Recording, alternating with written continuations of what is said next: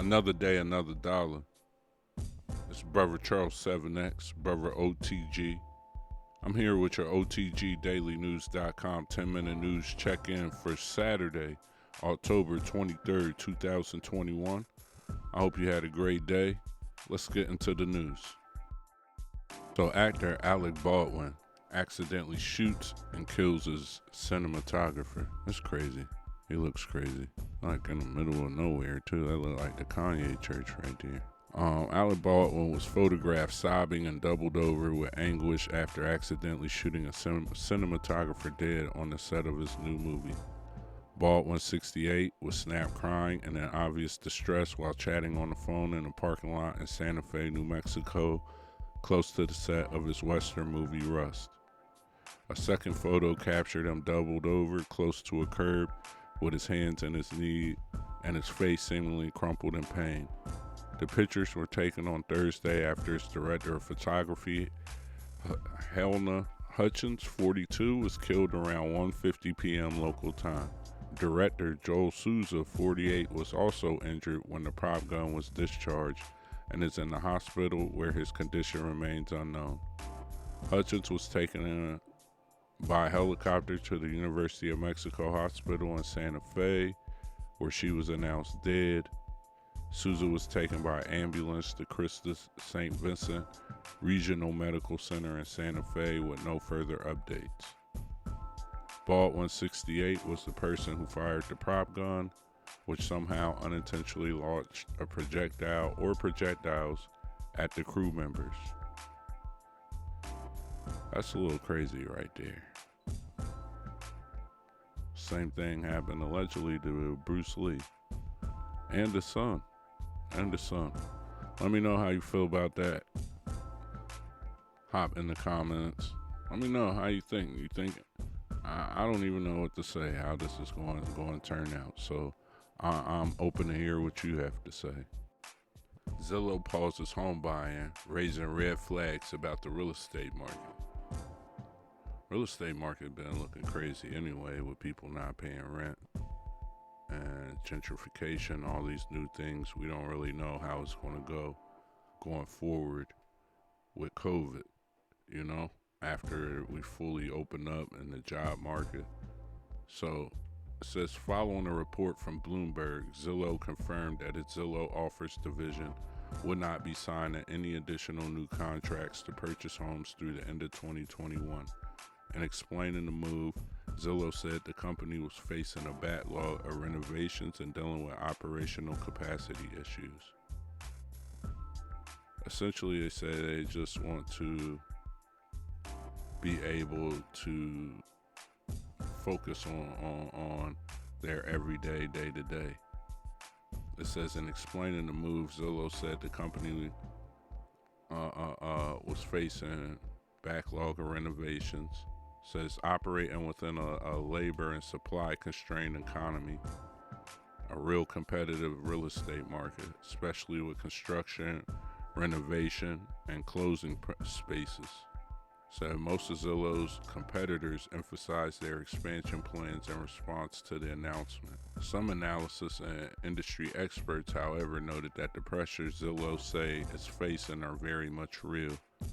In a recent report, the National Association of Home Builders noted that construction companies are still facing major headwinds in completing construction of new homes, namely shortages of building materials and labor. Those same issues extend to renovation projects as well. Labor shortages in the economy are real and likely resulted in bottlenecks along the chain. Analysis at Truist wrote in a research note, such a setup, the current pause lowers inventory risk to Zillow in our view. So essentially, Zillow sees that the market, there's labor shortages, and with the shipping crisis, they see that they could have a bunch of homes and end up get stuck in renovations and have a hard time trying to sell them. So they just slowed up to focus on the homes that they got. So let me know how you feel about that in the comments. Are they ahead of something? Is this something people should be talking about? Let's talk about it. Turkey is becoming an alternative production hub to Asia. That's a little nuts when you think about that. Seems like it'd be a little bit harder to get things to Turkey. But, Turkey coming to the fore as an alternative to an Asia-based production and supply network is an important development, asserting the country has necessary infrastructure to grab its fair share of the market. The president made the comments in a video message sent to the Regional Finance Conference, stating COVID-19 pandemic has dragged economies into a global period of crisis. The world economy narrowed by 3.5% in 2020, and the world trade has shrunk by almost 10%. The president explained that Turkey chose to adopt a different approach during this period and did not enforce practices such as a complete shutdown of production, logistics, employment, and industry, even when the pandemic was at its most intense. Thanks to this approach, Turkey has recorded an economic growth in the pandemic year of 2020 and secured a spot among the G20 countries that recorded the most growth with a rate of 1.8%. The momentum has continued with 7.2 and 21.7% growth in the first and second quarters of this year. He reiterated that exports are also performing record-breaking levels and that the flow of global investments in Turkey is not easing. So he said, we got it like that. You try and get something done, holler at us in Turkey. You want to move your drop shipping business to Turkey? How's that sound? Let's talk about it. Hop in the comments, let me know. They said they didn't shut nothing down. Even when it was at its worst, they just made people keep working. How you feel about that? That's a conversation that probably should be had as well.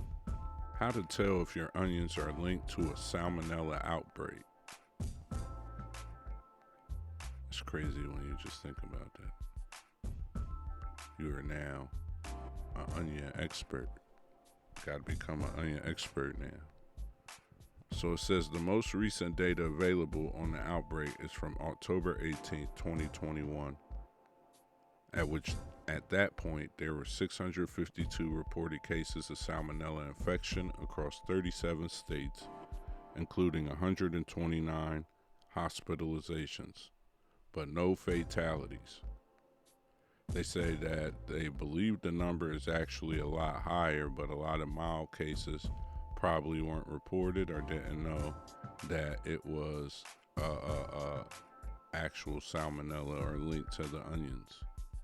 So where did these onions come from? These onions came from Chihuahua, Mexico, and a company distributed, and they were distributed by a company named ProSource Incorporated.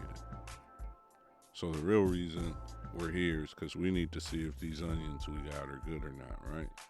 So it says, how do you know if your onions might make you sick? Start by checking any whole, red, white, or yellow onions to see if they have a sticker on them or come in branded packaging. If so, if the sticker indicates that the produce was imported from Chihuahua, Mexico, and distributed by ProSource, the CDC says to throw them out.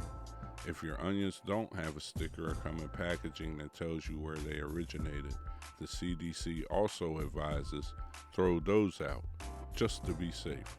And for the time being, when purchasing new onions from the store, the CDC recommends sticking with ones that have a sticker or packaging indicating that they are not from Chihuahua ProSource Incorporated.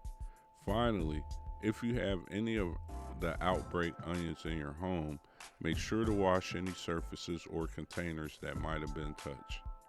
The CDC suggests doing this using hot soapy water or dishwasher. So essentially, if the onions ain't got no stickers on them, throw them away. And don't buy no onions that don't got stickers on them.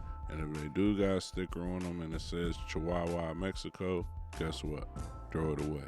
If it say ProSource, guess what? Throw it away. And wash everything that the onions might have came in contact with. I think a lot of people just gonna go in the kitchen and throw all the onions away. I ain't messing with these onions. Let me know how you feel in the comments. Let's talk about the onions. That's a lot of states. It's a lot of states to be offended by one company. And that's today's news for October 23rd, 2021. It's Saturday. I hope everybody had a great day. Make sure you like, subscribe, comment, share. Put it on your Facebook. Search us in your Googles. Do all of that cool stuff. Make sure you visit the website 7XOTG, OTGDailyNews.com. Rich Rising merch is for sale. And follow us on all those cool links that you see right there, you know. It's Overtime Grind. It's OTG.